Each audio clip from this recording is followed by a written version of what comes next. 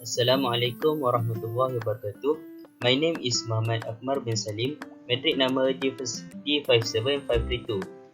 In this video, I will explain about basic scientific equipment in aquaculture ecosystem study.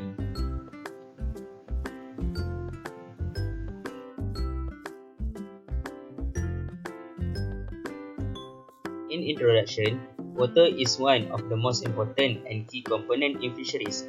Good water can boost the well-being of a good fishery ecosystem. Water parameters are one of the most important things to do in aquatic ecological studies.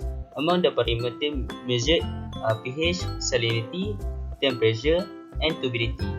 To measure all these parameters, there must be a tool used. Many tools can be used to calculate water parameter according to the advantage of the tool itself. Among the tools used to calculate water parameters are such as SATDs, YSI multiparameter, diometer, and refractometer.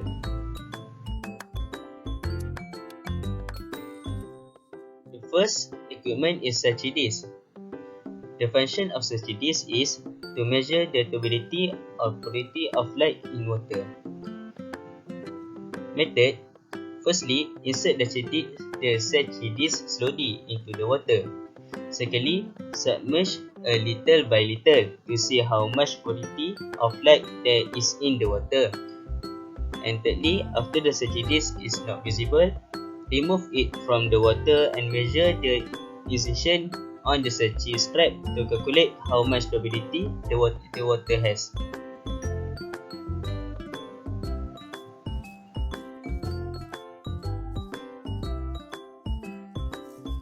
This is the demonstration of how to use SATDs.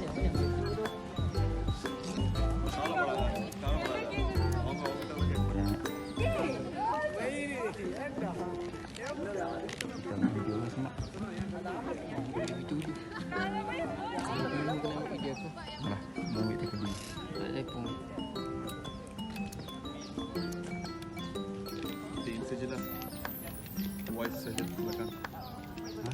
Kita insert voice dalam background music. Yang kita cakap lagi senang.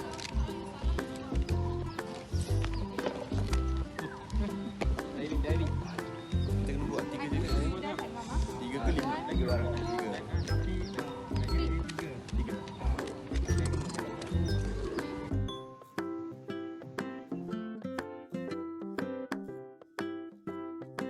Next, the second equipment is sediment grade sampler.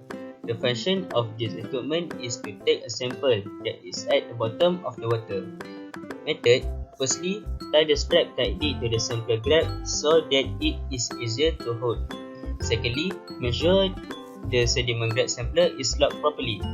Then insert the sediment grab sampler slowly into the water. When it is close to reaching the base area, hit the sediment grade sampler hard to grip the sample. The sediment grade sampler will close automatically when the shock occurs. And lastly, lift the sediment grade sampler and release the sample. Collect the samples that have been taken. This is the demonstration of how to use the grade sampler.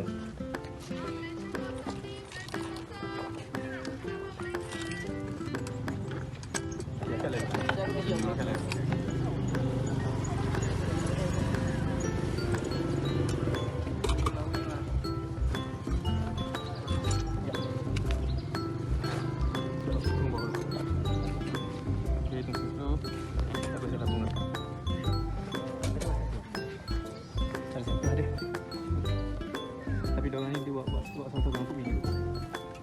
Oh, seorang-seorang itu video? Angkat sendiri. Okey, baik. Apa dah bawah? Apa dah atas? Tarik sikit, lepas balik. Bagi pin dia. Tarik sikit, tarik, lepas balik. Okey, punya tu. Agak. Lagi, tutup balik. Kita buka habis ni.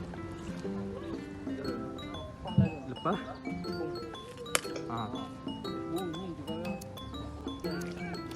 Kamera action, sample tak ada.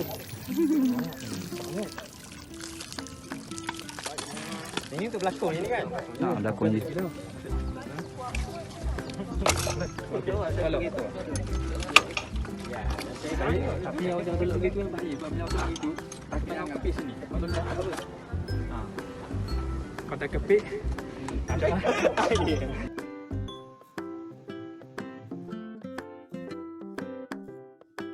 Thirdly, the equipment is plankton net. The function of plankton net is to collect plankton samples that are in standing bodies of water. Method: throw the net plankton into the water to collect the sample. Then wait a while before lifting it again. Third, slowly lift the plankton net upward. And lastly, transfer the collected plankton sample into a new sample container. This is the demonstration of how to use the plankton net.